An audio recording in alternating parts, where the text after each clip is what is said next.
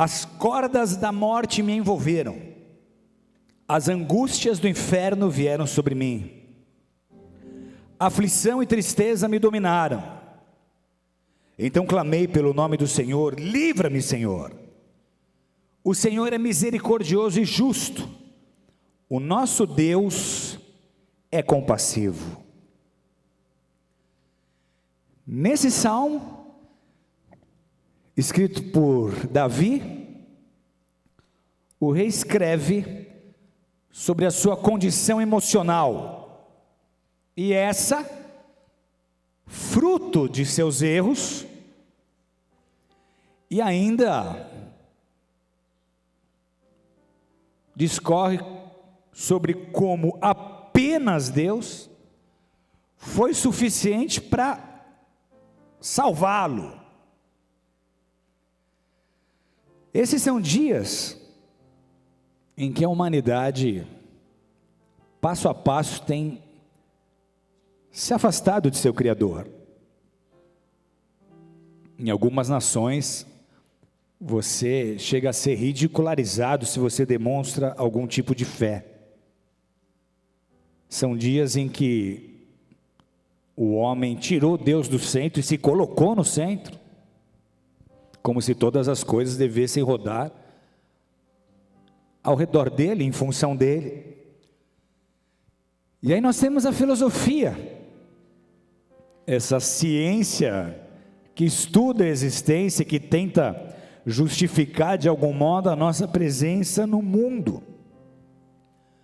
Só que aí, desde a Grécia Antiga, ela vem falhando em responder questões essenciais e comuns a toda a humanidade, simplesmente por desprezar a fé em suas interpretações exclusivamente racionais. E aí, além de oferecer elucubrações e afagos intelectuais, ela produz mais indagações do que respostas. E por mais importante que ela seja, ela nada faz ao espírito do homem, ela nada pode fazer à alma humana, ela não transforma o ser humano, e ela nem o leva ao encontro de si mesmo, porque a identidade do homem está em sua origem, e a sua origem é Deus. Logo, apenas encontrando Deus, eu posso me encontrar. Só em paz com Deus, eu posso estar em paz. Essa identidade aqui só é possível pela fé, porque nós somos feitura, imagem e semelhança daquele que nos criou, e só nele haverá sentido, haverá propósito, somente ele tem todas as respostas. Para um filósofo hoje, a verdade é relativa, a verdade é uma construção humana, ela não está aí, toda pronta, mas ela é resultado de uma longa e paciente busca pessoal, fruto de interrogações e de formulações dessas interrogações, enquanto Jesus Cristo veio e ensinou uma verdade absoluta. Na verdade, ele se apresentou como a própria verdade. Eu sou o caminho, a verdade e a vida, e ninguém vem ao Pai se não for por mim. Vida sem Deus, amados, é vazia. Religião sem Deus é medo. Riqueza sem Deus é desapontamento. Grandeza sem Deus é frustração. E o paradoxo que eu cito agora comprova a tese. 2011 foi feito um estudo elaborado por pesquisadores da Universidade de São Francisco, de uma universidade britânica, chamado em português de contrastes obscuros, o paradoxo dos altos índices de suicídio em lugares felizes. Aí eles pegaram 10 países, considerados pela revista Forbes, os países mais felizes do mundo. E eles descobriram que esses países eram ao mesmo tempo os que apresentavam o maior índice, ou os maiores índices de suicídio. Esses países no ano desse estudo eram Noruega, Dinamarca, Finlândia, Austrália, Nova Zelândia, Suécia, Canadá, Suíça, Países Baixos e Estados Unidos.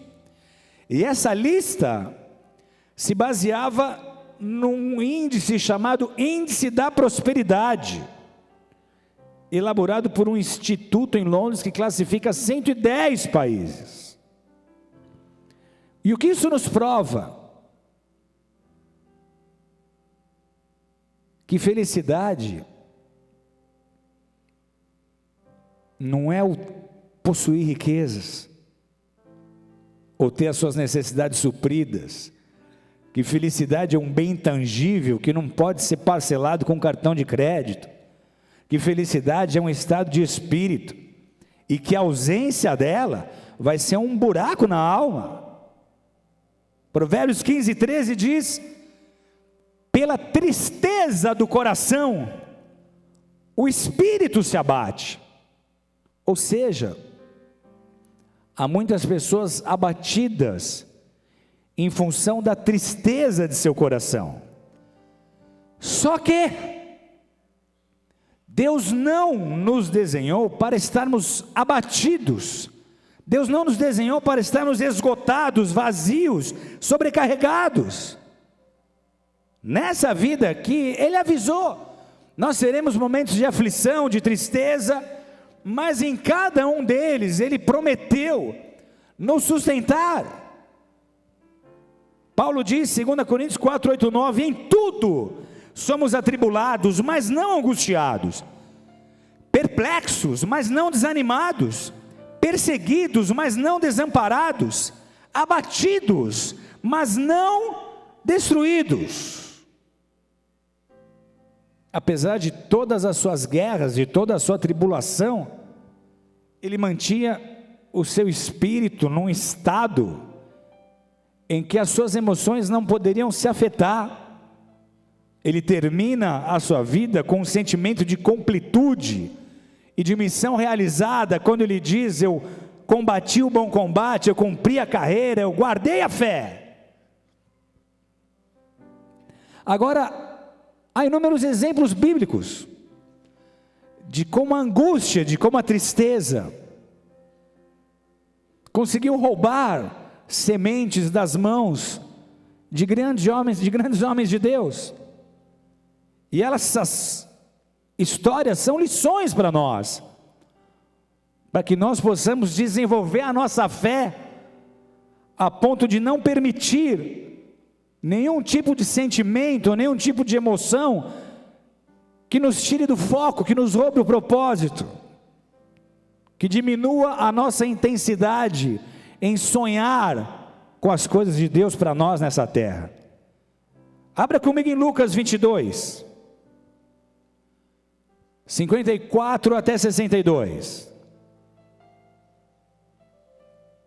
Evangelho de Lucas, capítulo 22, 54 a 62. Diz assim: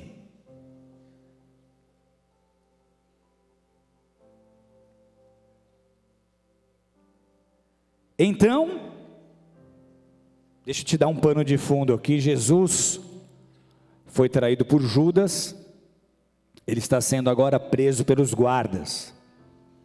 Diz assim: então, prendendo-o, o levaram e o puseram em casa do sumo sacerdote, e Pedro seguia-o de longe. E havendo-se acendido fogo no meio do pátio, estavam todos sentados. Assentou-se Pedro entre eles, e como certa criada, vendo estar assentado ao fogo, pusesse os olhos nele e disse: esse também estava com ele. Porém ele o negou, dizendo: mulher, não o conheço. E um pouco depois, vendo o outro, disse: tu és também deles. Mas Pedro disse: homem, não sou. E passada quase 1 hora, outro afirmava, dizendo: também esse verdadeiramente estava com ele, pois também é galileu. E Pedro disse: homem, não sei o que dizes. E logo estando ele ainda a falar, cantou o galo. E virando-se o Senhor, olhou para Pedro. E Pedro lembrou-se da palavra do Senhor, como lhe havia dito: antes que o galo cante hoje, me negarás 3 vezes. E saindo Pedro para fora, chorou amargamente.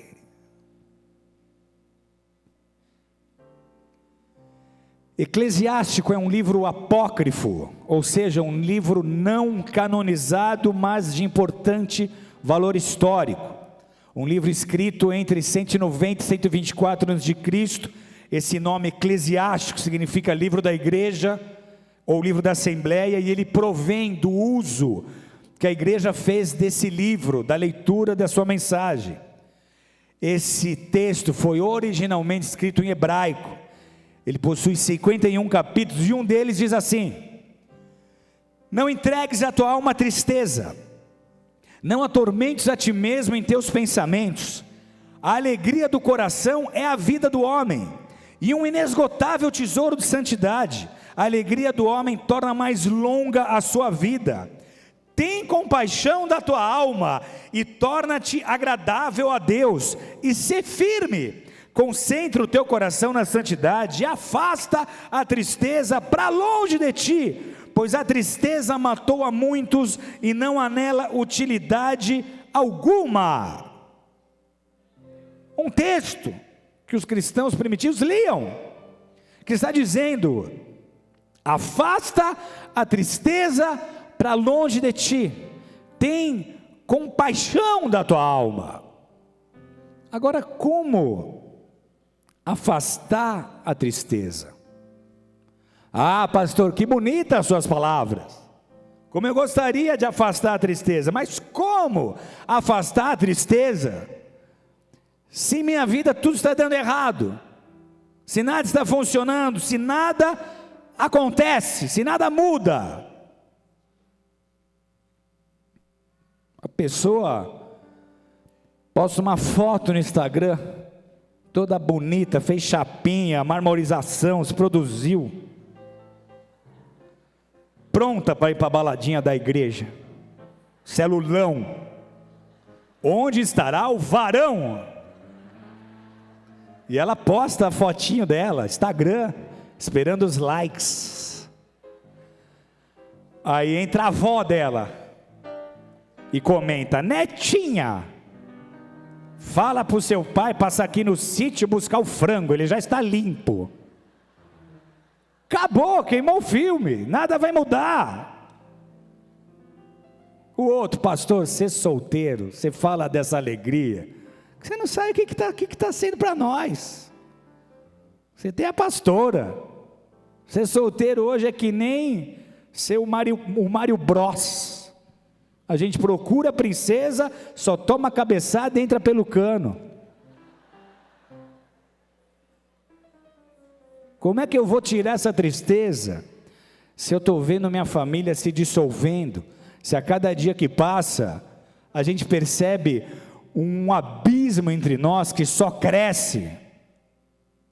Aí um conseguiu salvar o casamento, ele deu uma dica para os amigos, fez um testezinho, tipo aqueles de revista feminina, quer salvar seu casamento?